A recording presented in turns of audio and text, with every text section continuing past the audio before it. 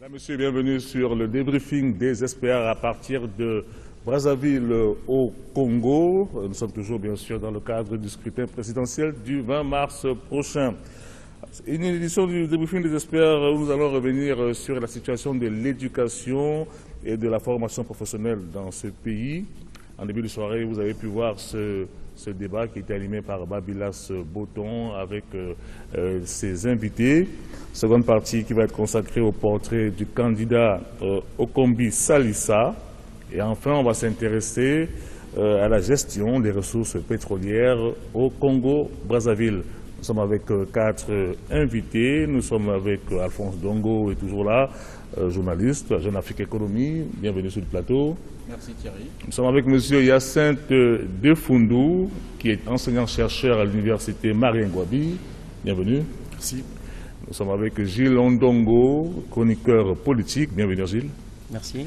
Et enfin avec le professeur Grégoire Lefouba, philosophe et écrivain. Bienvenue professeur.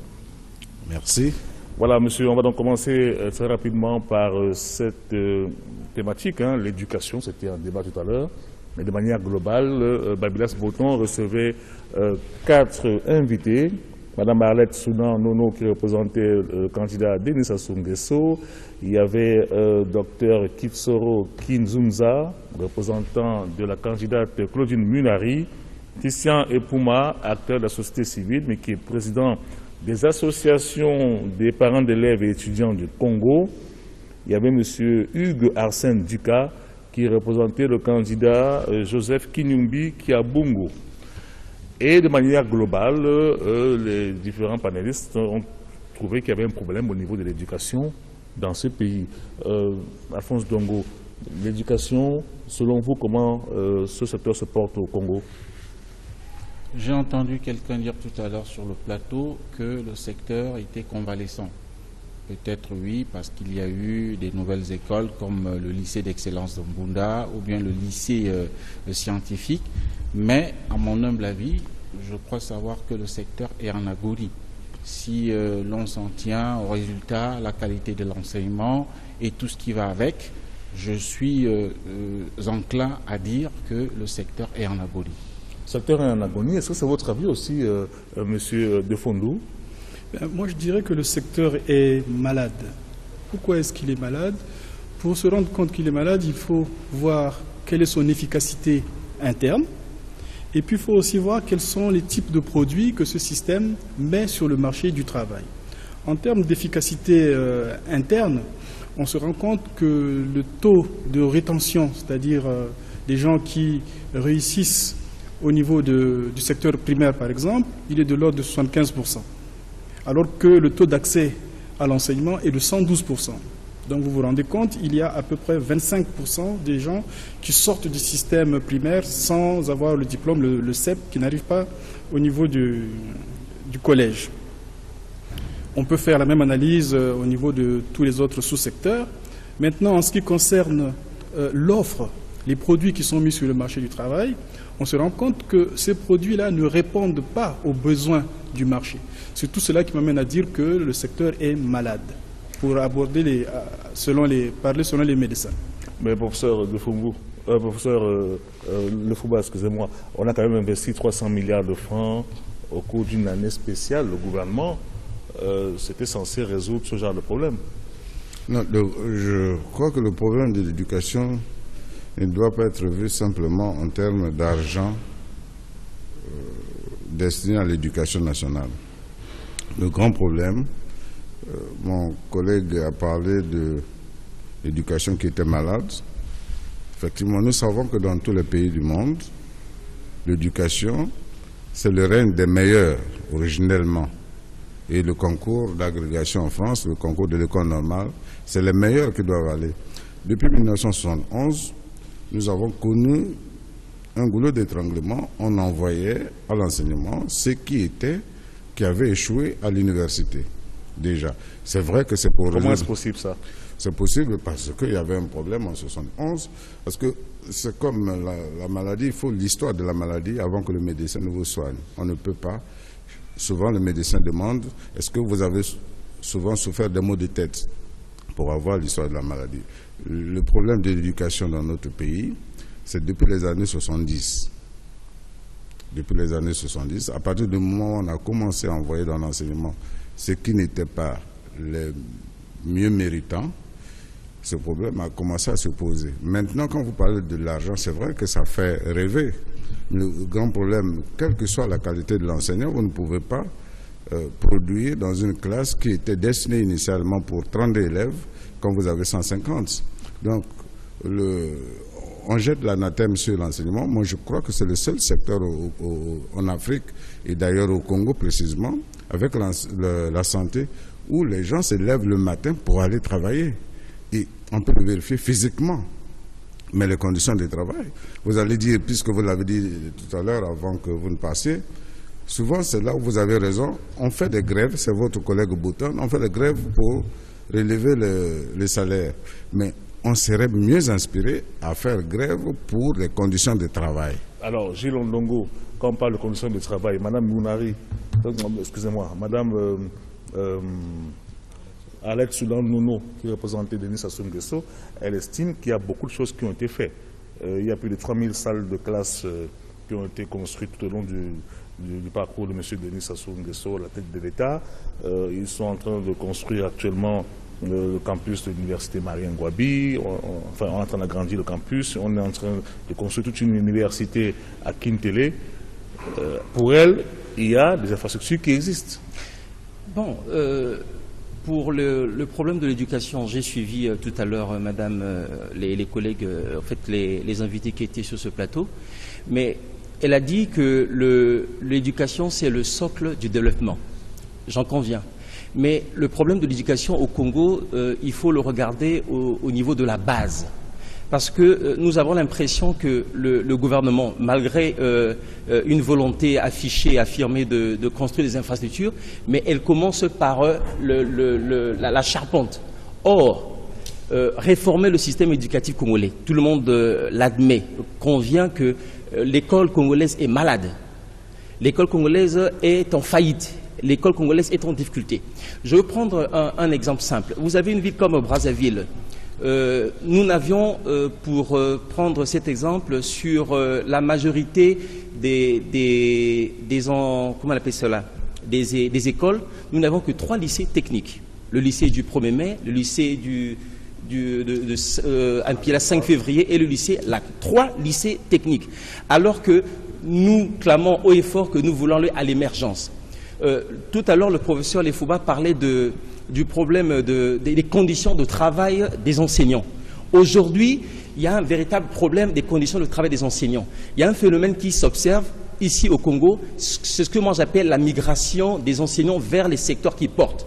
C'est-à-dire, aujourd'hui, le constat est fait, le gouvernement ouvre le budget pour recruter les enseignants, mais lorsqu'ils arrivent, ils sont recrutés par la fonction publique, ceux-ci migrent vers les secteurs porteurs, notamment les régies financières. D'où le problème que nous constatons souvent, la carence des enseignants. Nous avons la pléthore comment on appelle ça là, des effectifs. C'est un problème réel. On ne peut pas vouloir réformer le système éducatif congolais en commençant par l'université. C'est ça le problème. Il faut commencer par la base. Il faut commencer par la base. Aujourd'hui, à l'époque, quand vous regardez le ratio des populations avec les quartiers par exemple, la plupart de nos enfants, nous sommes de l'école des années 80, mais nous fréquentions dans nos quartiers, nous n'allions pas loin aujourd'hui. Et pour chuter, parmi d'autres problèmes également de l'enseignement, nous avons la privatisation de l'école. C'est-à-dire, nous sommes à la fin de la conférence nationale souveraine au début des années 90. L'État a abandonné l'école publique aujourd'hui. Il n'y a aucune volonté qui n'a été on a abandonné au privé avec toutes les dérives qu'on peut observer. Tout à fait, tout à fait. Et pour terminer, quand vous regardez la part consacrée au budget, par rapport au budget de la défense, le budget du Congo, quand je regarde les prévisions budgétaires de 2014 à 2015, nous sommes à près de 283 milliards pour les 3 sous-secteurs de l'enseignement réunis. Alors que parallèlement à cela, le ministère de la Défense englobe à lui seul près de 300 milliards. D'accord. Voilà. Alors, monsieur de Fundou, justement, on a parlé du revenu des enseignants. Il y a d'ailleurs monsieur Kinzonza, qui représentait Mme Claudine Munari, qui estimait qu'au Congo, un ministre d'État gagne 15 millions de francs, un ministre 10 millions, mais les enseignants aussi ne sont pas lotis à bonne enseigne. Est-ce que c'est vrai que vous, enseignants, vous êtes mal payés? Bon, il faut prendre les enseignants de manière générale, hein, depuis l'école primaire jusqu'à l'université. Ceux du primaire, je ne pense pas qu'ils soient bien payés. C'est la base. Oui, c'est la base. Et c'est là où il y a le plus de travail.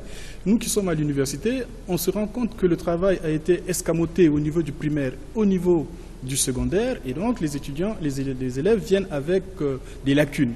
Mais si on améliorait les conditions de travail et les conditions de vie des enseignants au niveau du primaire et du collège, je crois que cela pourrait être motivant. Bon, maintenant, au niveau du supérieur, est-ce qu'on peut dire que si on compare avec les enseignants du primaire, c'est vrai qu'au niveau du supérieur, on se retrouve à un niveau beaucoup plus élevé. Mais vous savez qu'au Congo, c'est les diplômes, hein, on paye en fonction du diplôme. On a un peu copié les Français. Mais quand même, pour vous, vous souhaitiez qu'il puisse y avoir un nivellement par le haut en termes de salaire? Oui. Y compris dès la base. Absolument, et dans tous les secteurs. Parce que si le niveau des salaires sont relevés, vous savez, ça va augmenter le pouvoir d'achat. Bien sûr, si les prix restent relativement bas, le pouvoir d'achat va augmenter. Et si le pouvoir d'achat augmente, ça va donner... c'est une réponse à l'offre, ça va même peut-être booster l'offre. Donc cela va entraîner une certaine expansion au niveau de l'économie et autres. Donc tout est lié. Alors M. Hugues Arsène Dika, qui représentait sur le plateau le candidat Joseph Kenyumbi qui est à Bungu, il a affirmé que malgré les 300 milliards de francs qu'on a pu mettre dans l'enseignement pour cette année spéciale-là, les enfants continuent à être encore nombreux en classe, 150 au moins, d'autres sont même assis au sol. Qu'est-ce que vous en pensez, Alphonse? Ça veut dire tout simplement qu'on n'a pas su quantifier les choses, on n'a pas su utiliser cet argent à bon escient parce qu'on n'a jamais eu l'audit, un audit sur les 300 milliards qui ont été confiés au secteur de l'éducation, c'est-à-dire les 2 ministères réunis, ou même les 3. Bon, alors, le problème, moi je pense, je voudrais un peu rebondir sur ce que venaient de dire mes copanélistes. Je pense qu'au-delà même des infrastructures, au-delà de l'injection de nombreux fonds évalués en milliards de francs CFA, le problème de l'enseignement au Congo de l'éducation, je pense que tout a été faussé dès, n'est-ce pas, l'accession à l'indépendance avec la nationalisation du système éducatif. Dans tous les pays africains, tous les pays africains, Thierry, tu conviendrais avec moi que ce sont les écoles confessionnelles, catholiques ou bien protestantes, qui ont formé les meilleurs cadres de cette Afrique. Et même d'ailleurs, dans le gouvernement, ceux qui sont là aujourd'hui, qui sont brillants, il faut qu'on le dise, ils ont été formés par des religieux. Alors, dès lors que Marion Ngouabi est arrivé et qu'on a nationalisé le système, évidemment, les conséquences ont été que, certains élèves passent avec 7 forts, 6 forts, 8 forts. Et le pire, c'est qu'on a envoyé des contingents d'étudiants dans les ex-pays de l'Est. Je n'ai rien contre les pays de l'Est qui formaient des gens certainement dans certains domaines, mais dans d'autres, si quelqu'un me dit qu'il a fait expertise comptable en URSS, je ne sais pas ce que la comptabilité générale valait à l'époque en URSS. Et donc le problème est que ce sont ces gens qui sont revenus nous enseigner ou même qui sont à la tête de toutes les structures politiques ou bien administratives, et ça pose un véritable problème. Tant qu'on n'aurait pas identifié ces problèmes aujourd'hui, quels que soient les milliards qu'on va verser, n'est-ce pas, dans le secteur, je pense qu'il y aura toujours, ce sera un coup de Grégoire Lefumba. Moi, je préfère pour certaines questions que ceux qui sont vraiment spécialistes en parlent. Quand vous parlez de la comptabilité nationale dans les pays de l'Est, donc actuellement, comptabilité générale, il faut, vous avez une formation en économie, il faut bien regarder, puisque la planification part quand même de là-bas, selon le mode d'économie qui était désiré. Je voudrais relever ce que Ondongo a dit tout à l'heure. Non, c'est quand même assez... Vous savez, les extrêmes ne sont pas souvent porteurs de beaucoup de réflexions pertinentes. Vous ne pouvez pas dire que l'État a abandonné le secteur de l'enseignement au privé. Deuxièmement, ce n'est pas Marion Ngouabi qui a nationalisé l'enseignement, c'est en 65 ans, c'est pour votre gouvernement. C'est sur qui, Massamba Deba? C'est sous le président Massamba Deba. Le problème essentiel qu'il a soulevé, qui me paraît juste et pertinent, c'est que d'abord, la carte scolaire au Congo est désastreuse. 2, il y a la création anarchique des établissements scolaires. Et quand il parle des lycées d'enseignement technique à Brazzaville, il a raison. Mais notre population, quand nous étions que 1 million, nous avions au total au moins 4 lycées. Donc, quand nous sommes 4 millions, on peut multiplier par le nombre d'habitants pour voir ratio. Ce que je veux dire simplement, quand on crée un lycée pour un collège ou 2 collèges qui produisent chaque année 20 brevetés, on peut dire que c'est bien pour l'établissement. Mais de l'autre côté, vous n'avez pas autant d'enseignants pour distribuer dans tout le pays. Donc il faut d'abord revoir la carte scolaire qui est désastreuse. Ce n'est pas le fait du gouvernement actuel. Depuis un certain temps, avec l'arrivée de la démocratie, tous les députés voudraient avoir chacun chez lui un lycée.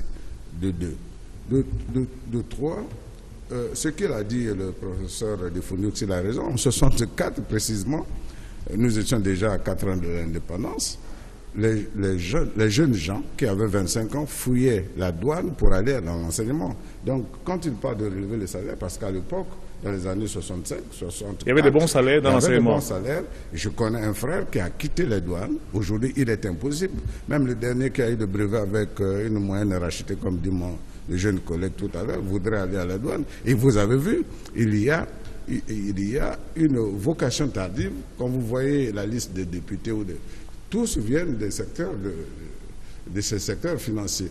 Heureusement que le pouvoir actuel a fait de telle sorte que lorsque vous êtes candidat à une élection de député, vous êtes dans le secteur des finances, vous devrez démissionner. Ça, c'est déjà une avancée, il faut tenir compte de cela. Alors, Gilles Ondongo, sur justement l'adéquation, formation, emploi, parce que ça, c'est un problème qui est crucial. On déverse souvent sur le marché de l'emploi beaucoup de diplômés, mais qui n'ont pas la qualification nécessaire pour s'insérer dans le monde du travail. Oui, mais je pense qu'il ne faut pas s'étonner à cela. Quand on regarde, tout à l'heure j'ai parlé des lycées techniques, par exemple, pour ne citer que le cas de Brazzaville. Vous avez un pays qui a l'ambition d'atteindre l'émergence d'ici à 2025, où la part des budgets consacrés au sous-secteur de l'enseignement et l'effort où les accents se font uniquement sur l'enseignement général. Aujourd'hui, rien n'a été fait dans ce sens pour faire de telle sorte que une politique réorientée plutôt vers l'enseignement technique et professionnel. Nous avions par exemple au niveau du Congo l'Office national de l'emploi et de la main-d'œuvre. Mais vous allez demander à la plupart des jeunes, beaucoup de gens ne connaissent pas, tout au moins les jeunes diplômés ne connaissent pas quelles sont les missions de cet office. Et à l'époque, nous avions connu au Congo ce qu'on appelle les écoles du soir. Moi, j'appelle ça les écoles de la seconde chance. Ça permettait à un certain nombre de personnes qui avaient raté, entre guillemets, leur cursus normal, de se rattraper. Or, aujourd'hui, rien n'est fait en cela. Parce qu'aujourd'hui, si nous voulons aller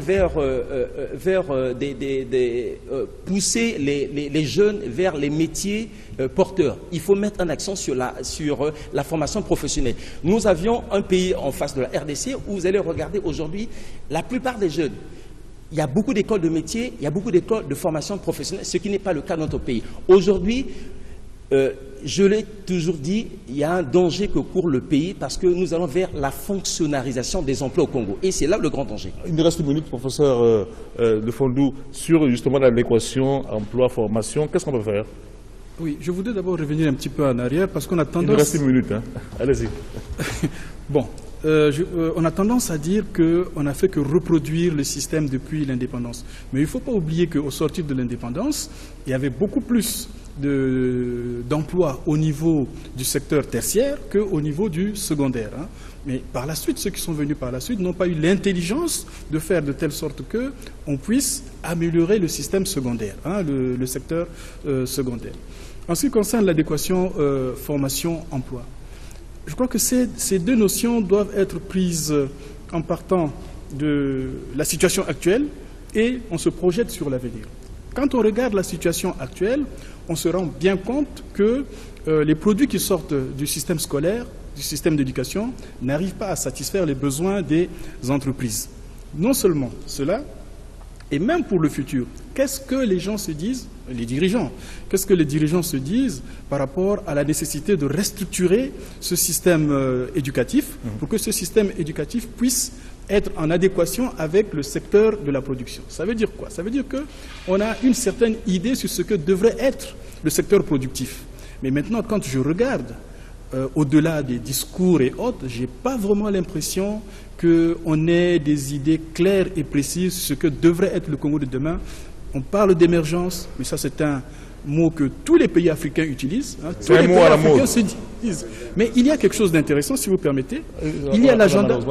Oh là là. C'est dommage. On va se retrouver dans quelques minutes pour la seconde partie de l'émission.